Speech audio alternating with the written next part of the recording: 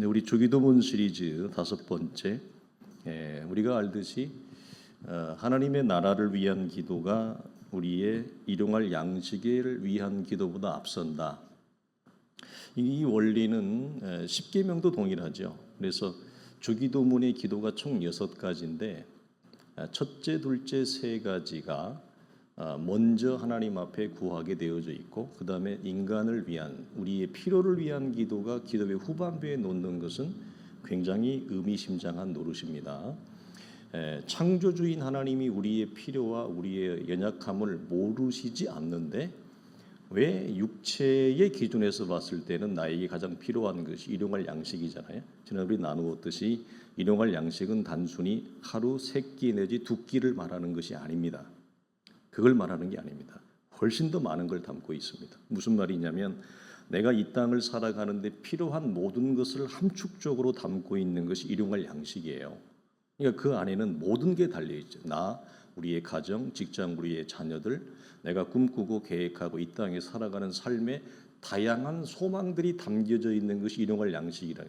그런데 그 모든 것을 하나님이 아실진데 왜 그걸 기도의 첫 번째 요구 상황으로 놓지 않았느냐. 이건 우리가 굉장히 생각해 볼 문제이고, 이와 동시에 어떤 것도 동일해요. 십계명도 마찬가지죠. 10가지의 계명 가운데서 첫 번째에서 4번째 계명은 전부 다 무엇이죠? 하나님과의 관계를 위한 계명입니다. 그리고 5계명부터 나머지 10계명은 사람과의 관계에서의 계명이에요. 그럼 우리는 내 기준에서 볼 때는 어떻게 해요?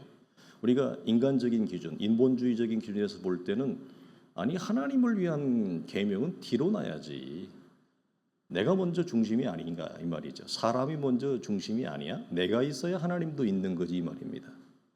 이게 내가 있어야 하나님도 있는 거지. 그러니까 십계명에서의 첫 번째 계명도 인간을 위한 계명부터 나와야 돼요. 근데 그렇게 놓지 않잖아요, 하나님이. 그러면 하나님이 그렇게 어리석으신가? 인간의 필요를 모르시는가? 인간의 소망을 모르시는가? 그렇게 놓는 데는 굉장한 비밀이 있고, 그 비밀을 깨달아 앓는 자는 내 삶에서 하나님이 나를 통해 도모하시려고 하는 하나님의 일하심과 열매와 성취를 받아 누리게 되어져 있어요. 근데 그 비밀을 모르는 사람은 평생 입이 나옵니다. 왜 하나님은 이렇게 하셔? 내가 먼저잖아. 내가 먼저인데 왜 하나님이 먼저야? 이거죠. 이 원리를 확장하면 전부 다 뭐죠? 하나님과 우리의 관계에서 신앙적인 걸음에서도 항상 우리가 갖는 허점, 복음의 중심 속에 들어가지 못할 때 나타나는 허점이 뭐죠? 내가 먼저지. 내가 먼저야. 어떻게 하나님이 먼저야? 이걸 평생을 엇박자를 합니다. 평생을 엇박자를 하게 되어져 있습니다. 그래서 제대로 박자를 맞추려면 왜 가장 중요하다 그러면 십계명에서 하나님과의 관계를 먼저 놓고, 기도에서도 우리가 아버지의 이름을 구하는 기도, 하나님의 나라가 임하는 기도, 그 다음에 주의 뜻이 내 삶에 이루어지기 위한 이 3가지의 기도가 일용할 양식을 위한 기도보다 앞서냐라고 하는 것. 이거에 대한 명쾌한 문이 열어져야 돼요. 그러면 그 사람은 삶이 달라지게 돼 있어요. 향기 나는 삶이 되어져 있는 겁니다. 그래서 그런 큰 그림을 우리가 가지고 들어간다면, 두 번째, 하나님의 나라가 임한다는 의미도 도대체 무엇이냐? 이것이 우리 인생을 정말 인생답게 하고 아름답게 하기 때문에 그렇습니다. 성경에서 말하는 이 나라는 하나님의 온 우주 만물을 다스리고 계시는 그의 왕권과 주권을 가지고 있다고 하는 의미에서의 나라라고 하는 의미가 첫 번째 의미이고, 둘째는 뭐냐면 이 나라는 예수 그리스도의 구속의 관계를 통해서 우리에게 열어지고 임하게 되어진다라고 하는 차원에서 두 번째 의미예요. 그래서 우리가 알듯이 이 하나님의 나라, 천국 혹은 주의 나라는 장소의 개념입니까? 아니면 통치 곧 다스림의 개념입니까? 장소의 개념이 아닙니다. 통치와 다스림의 개념이죠. 통치와 다스림의 개념이 어려우면 더 우리에게 편한 말로 하지만 굉장히 많은 신앙적인 의미를 담고 있는 게 뭐죠?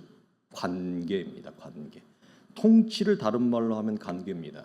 그러니까 장소가 아니라는 말은 이런 겁니다. 우리는 보통 이 땅에서 하나님의 나라가 어디 있습니까? 이제 복음서에도 보면 바리새인들이 묻잖아요. 서기관들이 하나님의 나라가 어디 있습니까? 이 말을 우리에게 물어봅시다. 우리 성도님들에게 당신의 삶의 하나님의 나라는 어디에 있습니까?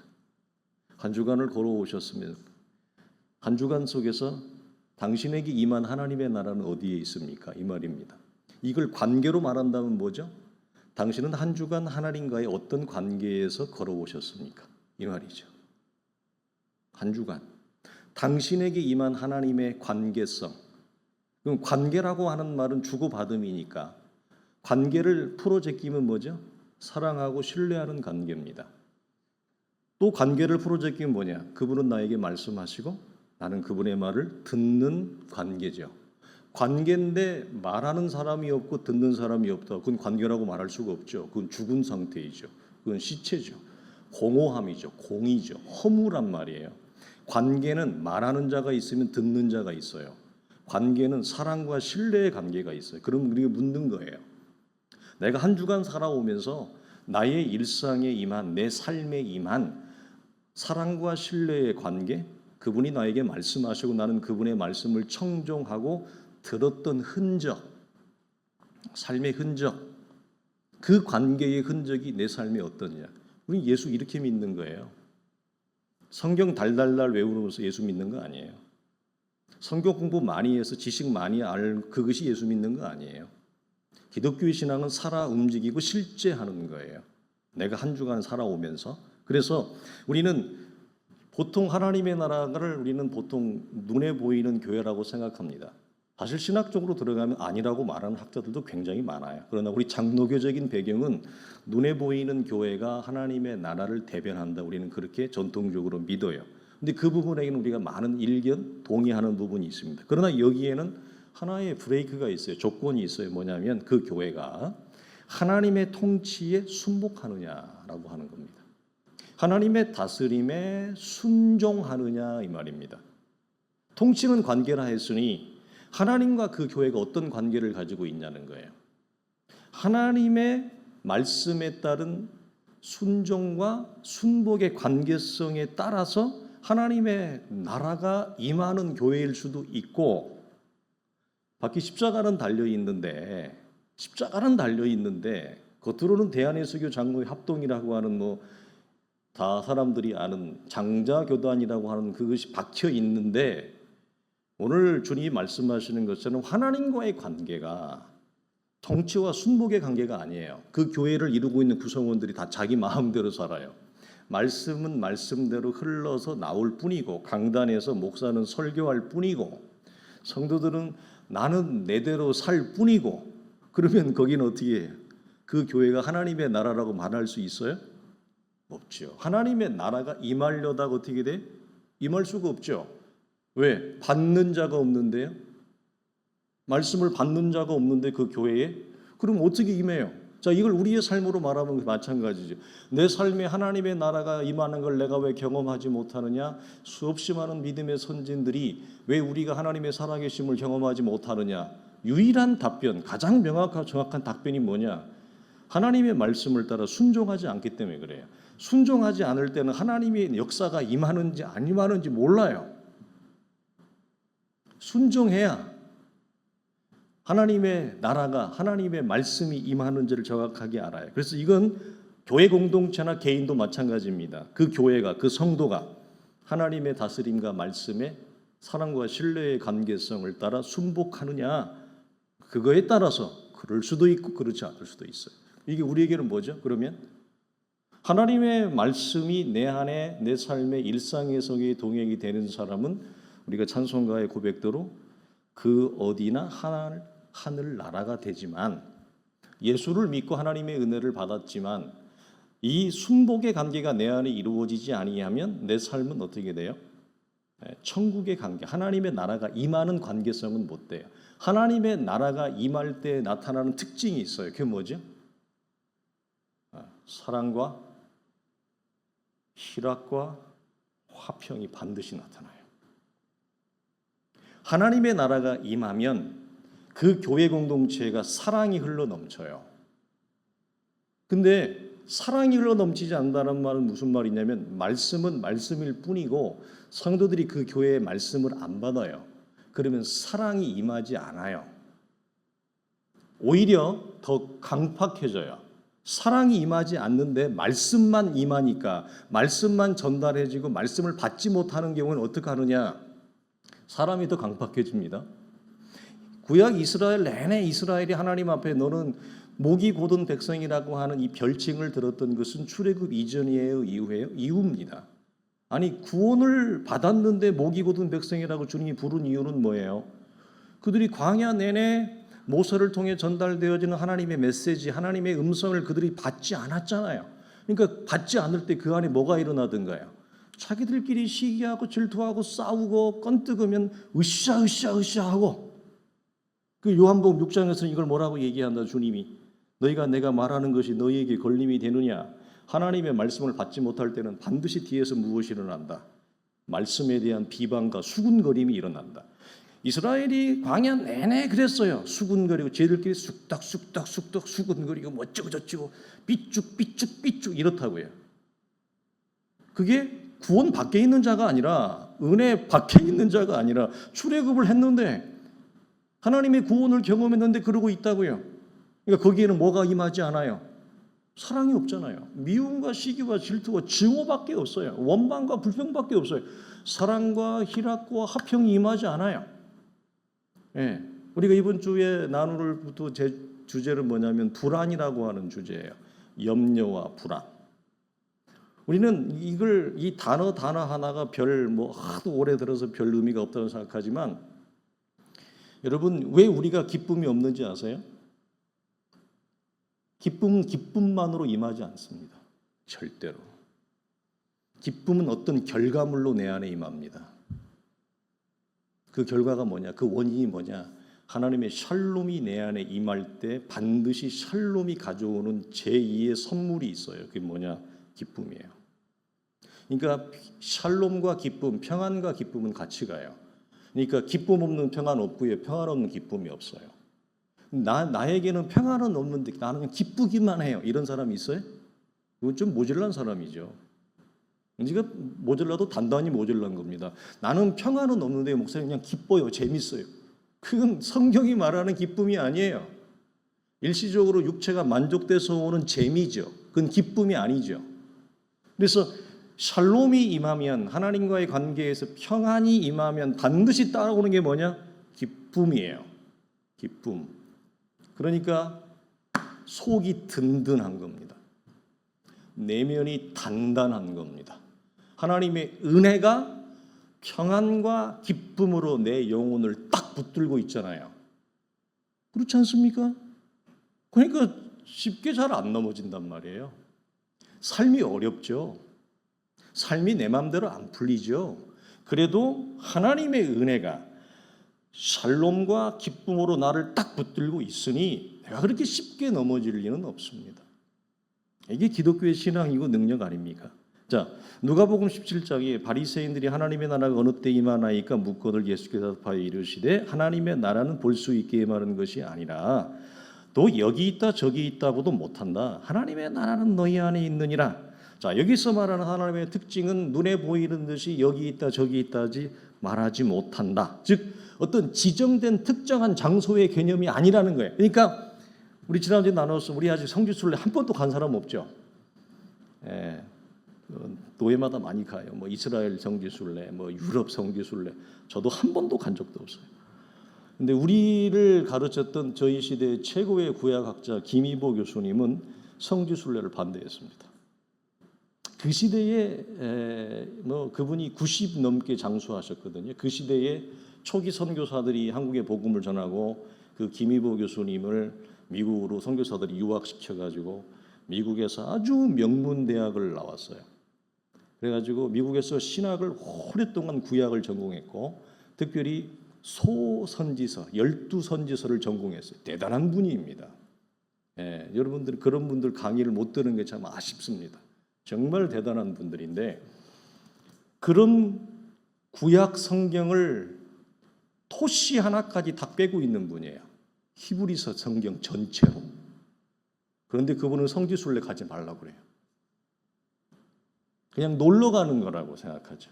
우리는 성지순례 가면 은혜가 깊어진다고 생각하는데 그분은 그런 믿음의 고수는 도리어 성지순례를 별로 그렇게 추천하지는 않았어요. 그리고 당신 또한 가지 않았어요.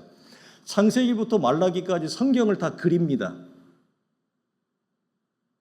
그리고 예전 분들은 성경을 다 외웠습니다. 우리랑은 비교가 안 됩니다.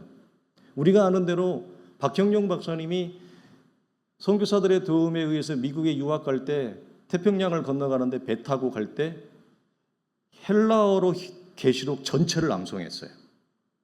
우리는 한국말로도 암송하기 어렵지만 헬라어로 전체를 암송한다고 해요. 그러니까 예전 분들은 성경 암송이 참 깊었는데 그런데도 별로 추천하지는 않았어요.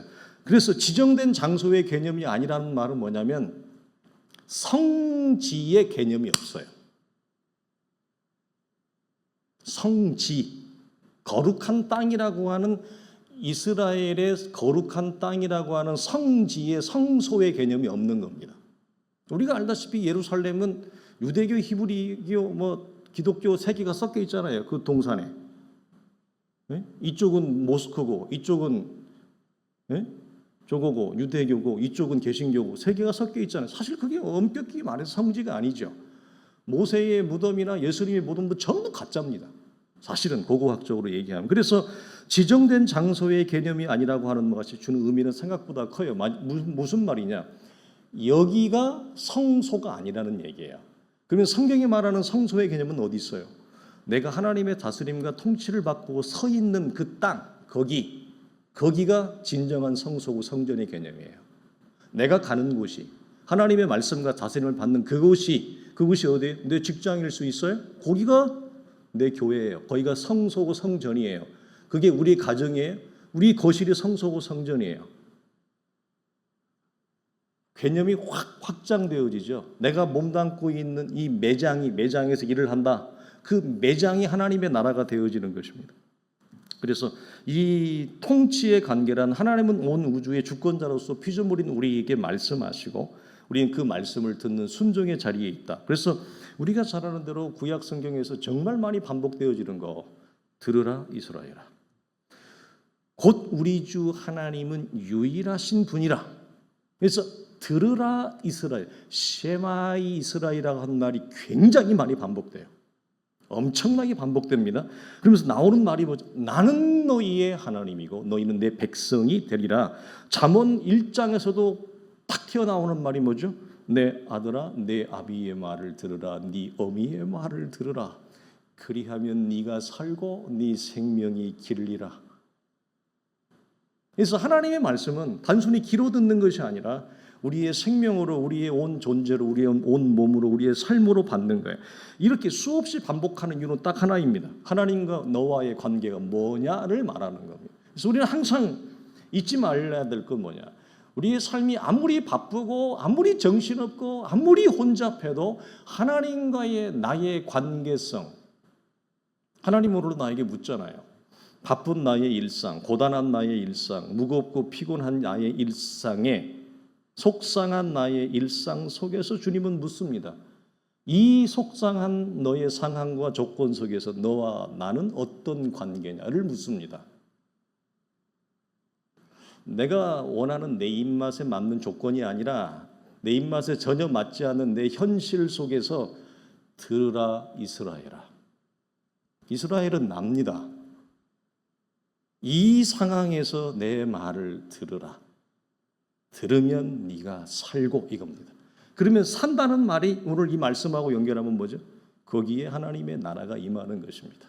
하나님의 나라가 임한다는 것은 내 삶을 통해서 하나님이 어떻게 무너진 내 인생을 일으켜 세우고 어떻게 무너진 내 인생을 하나님이 풀어가시는지 하나님의 일하심을 이전에 보지 못했던 하나님의 일하심을 목도하게 되는 거예요. 그게 하나님의 나라가 임하는 거예요. 그러니까 이걸 사실은 이제 좀 입장을 바꾸어서 놓고 보면 이게 이제 저는 이게 우리 성도들도 마찬가지로 저는 기대하고 소망합니다만 잊어버리려고 해도 잊혀지지가 않아요. 매 순간 잠자리에 들어가기 직전까지도 이 하나님의 말씀과 관계성이 잊어버리지가 않아요. 잊어버리고 싶어도 잊어버리지가 않아요. 네. 우리 성도들도 아마 동의할 거라고 봐요. 그래서 지금 나와의 관계성, 내가 이 상황에서 말씀할 때, 너에게 말할 때 너는 내 말을 받느냐 이 말이죠. 그걸 우리에게 묻습니다. 그래서 너희 안에 있다라고 하는 말은 하나님과 이런 관계성을 가진 자들 안에 하나님의 나라가 임하는 거예요. 그걸 받지 못하면 하나님의 나라 임하지 않습니다. 하나님의 나라가 없는 것이 아니라 임하지 않는 거예요. 차이가 있어요. 하나님의 나라가 없다는 것이 아니라 임하지 않아요. 임하지 않는 거죠. 자, 그럼 어떻게 하나님의 나라가 임하는가? 하나님의 구원과 은혜가 필요하다고 하는 절박한 자복과 절박한 필요성을 외치는 자에게 임합니다. 그러니까 절박해야 돼요. 오늘 잠깐 사택에 들어갔다 이제 뉴스를 보니까 또 젠슨 항이 와가지고 삼겹살 파티를 하더라고요. LG 구본모 씨 오고 막 재태원 씨 오고 막 네이버 사장 나 얼굴 처음 봤는데 우리가 막 그렇게 아는 대한민국을 이 뒤흔들 만한 재력을 가지고 있는 사람들, 엄청난 재벌을 가지고 있는 그런 재력을 가지고 있는 사람들, 그런 여러분 조건이 아니더라도 우리가 처한 삶의 자리에서 하나님의 은혜와 구원이 필요하다라고 하는 신앙이 좋으면 여러분 그 정도의 돈을 가지고 있으면 하나님의 구원과 하나님의 은혜가 필요하다고 외치지 않을까요? 외칠까요? 외치지 않을까요? 제가 우리 성도들에게 제가 지금까지 사역을 하면서 보면 지난주도 한번 말씀을 드렸습니다. 딱 한 분 봤다. 그분은 유조선이 한 3개 돼요. 유조선이 3척 정도 돼요. 3척 정도 되면 자산이 얼마나 될지 모르겠는데 그분은 잠실에 아주 잘 나가는 지역이 120평짜리를 살아요. 제가 신방 갔다가 20대 때 길을 잃어버렸어요. 120평짜리 아파트를 처음 들어가 봐가지고 화장실을 찾다가 길을 잃어버린 적이 있어요. 그 정도 자산을 가지고 있는데 너무 신앙이 좋으셨어요. 너무 아름다웠어요. 너무 겸손하셨어요. 너무 따뜻했어요. 딱 한 분 봤어요. 그러나 돈 조금 있으면 그분처럼 하는 분 잘 못 봤어요. 그렇게 재벌 정도 되면 제가 우리 성도들에게 기대하고 소망하는 거 뭐냐? 그렇게 돈이 많고 여러분이 인생이 잘 풀려도 여전히 하나님의 은혜 앞에 절박하고 절실한 겸손한 성도가 되는 거예요. 좀 살만하니까 이제 좀 나아졌으니까 하나님의 은혜를 잃어버리고 외면하는 자가 아니라 누가 봐도 내 삶이 괜찮은 삶이지만 여전히 하나님의 은혜를 필요하다고 그것도 절박하게 절실하게 외치는 자, 그 사람에게 하나님의 나라가 임하지 않고 누구에게 임하겠습니까?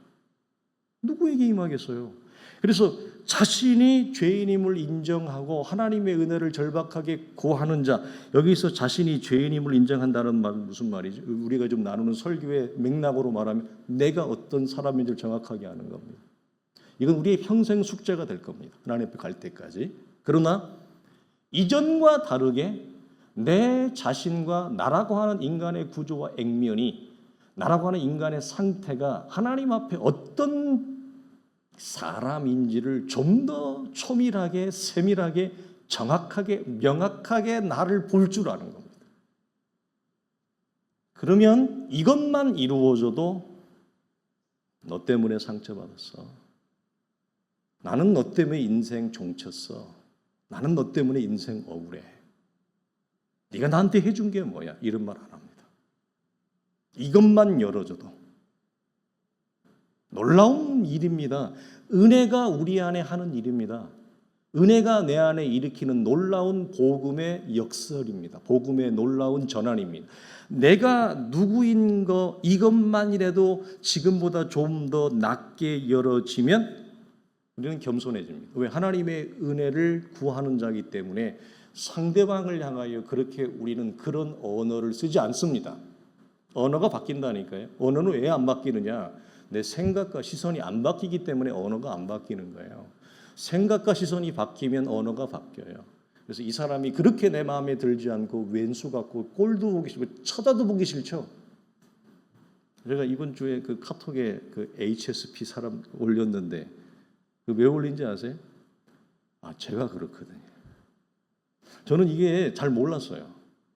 저는 특히 냄새도 그렇죠. 하나님이 그걸 쓰시는 것 같기도 한데 소리에 굉장히 센시티브합니다. 그래서 이게 어느 정도로 그래서 저는 실제로 여기 통증이 되게 일어나요.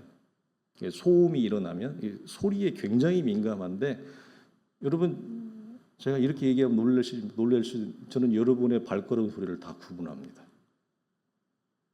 무서운 목사야. 나의 발걸음 소리를 기억하다니. 걸어서 저기 있으면 걸음걸이 소리를 뚜벅뚜벅 이거 아무개 집사님이네. 우리 장로님이네. 권사님이네. 구분합니다. 소리가 굉장히 민감합니다. 그래서 실제로 밖에서 멍멍이가 다니는 발걸음 소리도 들립니다. 근데 그게 좋은 것 같지만 귀에다가 이렇게 파이프를 대고요. 소리를 지르는 것 같아요. 귀에다가 이렇게 파이프를 대고 소리를 확 지르는 것 같아요. 그래서 아파요. 여기가 이렇게 실제로 아픕니다. 그래서 제가 이렇게 문지르기도 하고 귀 소음 방지개를 이렇게 쓸 때도 있어요. 그 제 책상 서랍장에 가면 포병들이 쓰는 그 귀마개 있잖아요. 그거 놓고 써요. 네, 어쨌든 그렇게 여러분 우리가 그런 사람일 수도 있어요. 내가 어떤 사람인지를 조금씩 아는 거는 좀 셌습니다만. 그리고 하나님의 구원의 필요성을 달라는 것은 나가 어떤 영적인 상태에 있는가, 나의 처지가 어떤가. 좀 됐다고 생각했는데 아니었구나. 좀 안다고 생각했는데 아니었구나. 좀 말할 수 있다고 생각했는데 아니었구나. 바울이 얘기하는 대로 됐다고 생각하는 자, 섰다고 생각하는 자 넘어질까 조심하라. 그래서 내 안에 하나님의 일하심과 은혜로 말미암아 내 신앙과 내 믿음이 이렇게 성장하고 자란 것에 대한 자기 성취와 자기 확인이 이루어진 것으로 인해서 배부르지 말고, 배부르면 어떻게 되죠? 숟가락을 놓습니다. 무슨 말입니까? 더 성장하지 않아도 되겠네. 더 이제 은혜를 몰라도 되겠네. 이제는 이쯤 되어지면 더 이상 이제는 말씀을 배우지 않아도 되겠네. 이제는 내가 누구한테 가르침을 받거나 배우지 않아도 되겠네. 내가 이쯤 됐는데 그 말입니다. 그것은 영적인 성장의 방향타가 잘못된 것입니다. 성경이 말하는 정밀하고 순수한 영적인 성장을 하는 자들은 멈추지 않습니다. 이쯤에서는 됐다. 자기의 영적인 성장을 자기의 소유물로 여기지 않습니다. 더 하나님 앞에 가게 되어져 있다는 말씀이죠. 그래서 구원 얻은 성도들은 이 두 가지의 공통된 고백을 가지고 있습니다. 우리가 잘 아는 대로 누가복음 5장을 보게 되어지면 시몬이 대답하여 이르되 선생님 우리들이 밤이 새도록 수고하였으되 잡은 것이 없지만은 말씀에 의지하여 내가 그물을 내리리다 하고 그렇게 하니 고기를 잡은 것이 심히 많아 그물이 찢어지는지라. 이에 시몬 베드로가 이를 보고 예수의 무릎 앞에 엎드려 이르되 주여 나를 떠나소서 나는 죄인이로소이다. 이쯤 하면 됐다 이거죠. 이 정도는 나는 이제는 전문가가 됐다는 거죠. 베드로가 이 지점에서 넘어집니다. 누구보다 바다에 대해서 누구보다 예수 그리스도보다 잘 안다라고 하는 자기의 그 자만과 그 생각이 일어나는 그 지점에서 넘어지는 겁니다. 누구나 다. 그러니까 내가 이쯤 하나님의 은혜를 경험하고 이 정도 내가 말씀을 알게 되어졌으면 됐다. 그 여러분 철저히 교만이고 우리를 넘어뜨리게 하는 영적인 여러분 허영과 유혹이에요. 그러니까 내가 이쯤에서 됐다라고 하는 영역, 우리가 풀어서 얘기하면 내가 누구보다 잘 알고 있다라고 하는 영역에서는 하나님의 은혜가 필요가 없을까? 여러분에게 물어보겠습니다. 여러분은 저보다 다 여러분이 잘하는 분야가 있잖아요. 전문적인 분야가 있잖아요. 내가 이 분야에 오랫동안 수십 년 종사해 왔다는 거죠. 예, 저는 이 목회의 분야에서 30년 넘게 종사해 왔어요.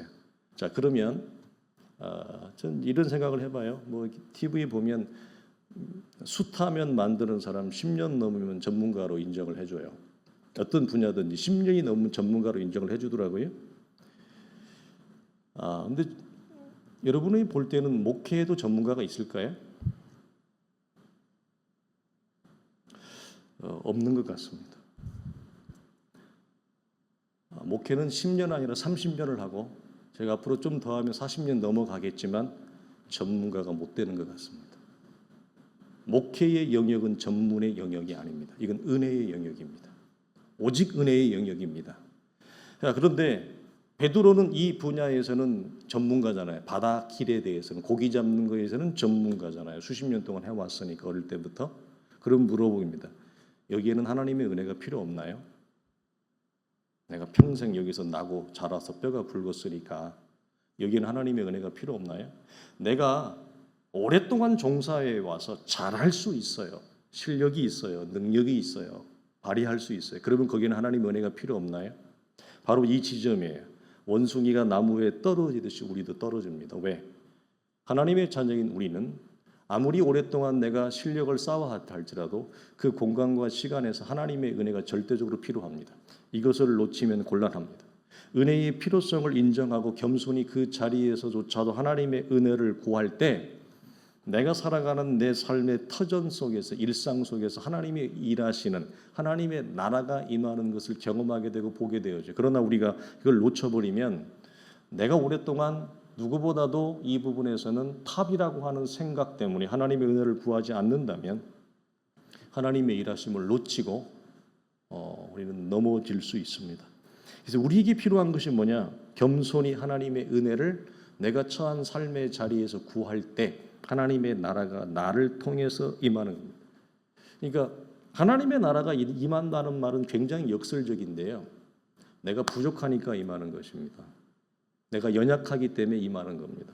내가 일어서지 못하고 주저앉기 때문에 하나님의 나라가 임하는 것입니다. 이 역설적인 관계의 긴장을 여러분 잘 이해하셨으면 좋겠어요. 우리는 나는 왜 이렇게 무기력해? 나는 왜 이렇게 일관성이 없어? 나는 왜 이렇게 지속적인 힘이 없어?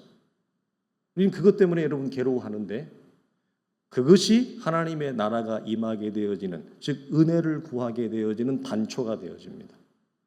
내가 무너지니까 하나님의 나라가 임해야 돼요. 내가 연약하니까 하나님의 나라가 임해야 돼요. 내가 실력이 없고 내가 늘 잡으로 안 서기고 왔다 갔다 하고 일관성과 지속성이 없잖아요. 그래서 조금만 다른 사람들의 말이나 조금만 상황이 안 좋아지면 상처받고 거기서 나가 떨어지고 무기력해지잖아요. 그리고 삶이 무미건조해지잖아요. 인생이 웃을 때가 그 청정지역 1급 청정지역에만 산다라고 하는 반딧불이처럼 아주 가끔 한 번씩 반짝 웃는 날이 있을까 말까. 굉장히 무미건조하고 무기력하고 소망 중에 즐거워하지 못하는 우리의 처지 때문에 하나님의 나라가 임해야 되는 거예요. 더. 그러니까 나라고 하는 처지가 이렇기 때문에 더 은혜를 구해야 돼요. 그런데 우리가 자칫 잘못하면 이런 처지임에도 불구하고 하나님의 은혜를 겸손히 구하지 않는 은혜 밖에 머무는 자의 삶을 살게 되어질 수도 있어요. 그러니까 그 이유는 그분은 그의 삶에서 하나님이 나같이 연약하고 부족한 이런 질그릇을 통해서 어떻게 하나님이 은혜를 담아내시는지, 내 인생을 통해서 어떻게 은혜를 담아내시는지, 그리고 이 은혜를 어떻게 하나님이 흘러가게 하시는지를 경험한 적이 없는 거예요. 경험한 적이 없어요. 하나님이 나라는 인생을 통해서 어떻게 일하시는지를 경험해야 돼요. 그래서 다른 사람을 살려내는 걸 봐야 돼요. 상황을 역전시키는 것들을 봐야 돼요. 그러면 하나님의 일하심을 구하게 되어져요. 두 번째는 은혜의 필요성이 몸에 배이지 않은 분들이 많아요. 은혜의 필요성이 몸에 배이지 않았다는 건 무슨 말이냐면 은혜와 함께 동행하는 삶을 살지 않아요. 그럼 어떻게 사느냐? 자기 살고 싶은 대로 임의대로 살아요. 은혜를 배제하여 은혜를 퉁치고 은혜를 밀어내는 삶을 사는 거죠. 그러면 그 아래는 뭐죠? 자기가 살고 싶은 대로 임의대로 사는 삶을 밀고 나가요. 두 가지입니다. 하나님의 일하심을 내 삶을 통해서 하나님의 은혜가 흘러가는 역사를 경험해야 됩니다. 두 번째로 은혜와 함께 동행하는 삶. 은혜를 배제하지 않는 삶.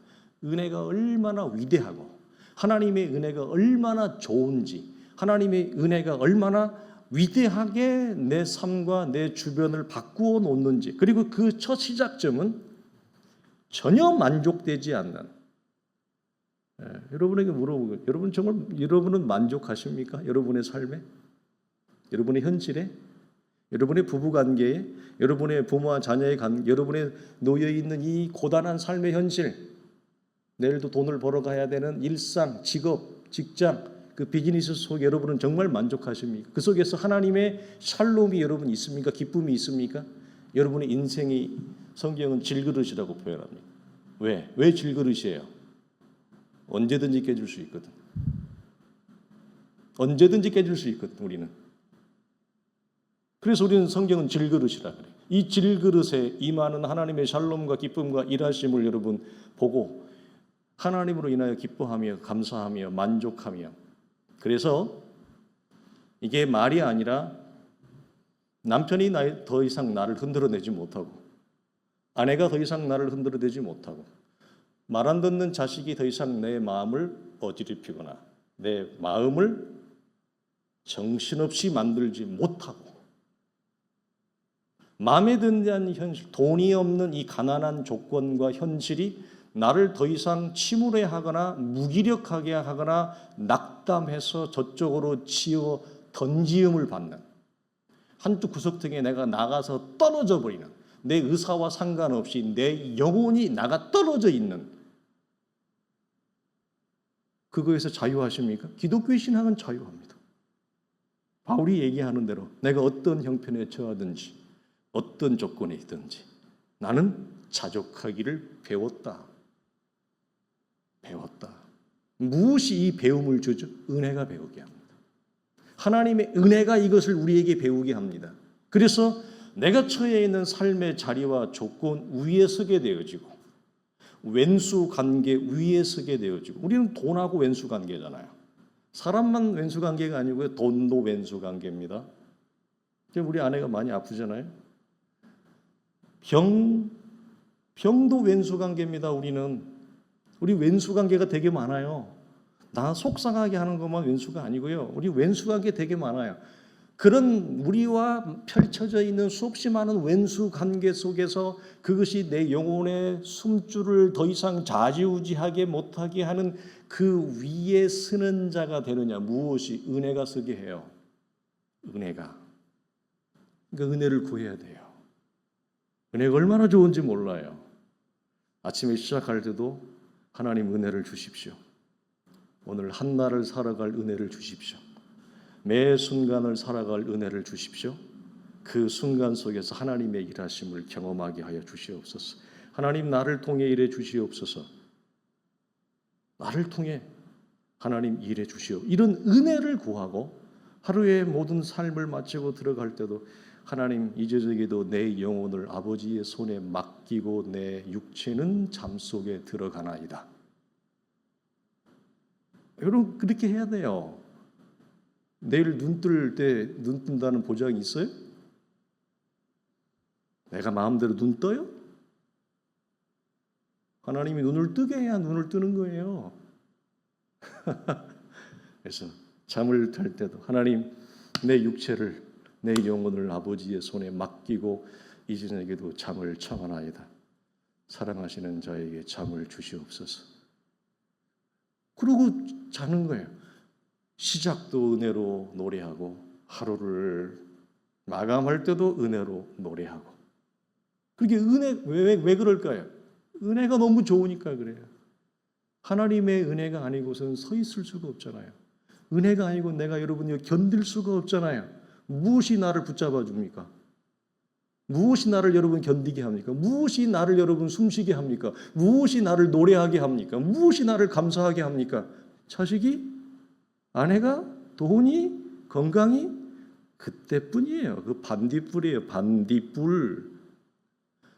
끊임없는 샬롬과 기쁨은 오직 하나님의 나라가 내 일상 가운데 임하는 그 은혜만이 가능하게 합니다. 그러니 어떻게 은혜를 여러분 구하지 않을 수 있겠어요? 사랑하는 성도들이 이런 은혜를 충만하게 경험할 수 있길 주의 이름으로 축원합니다.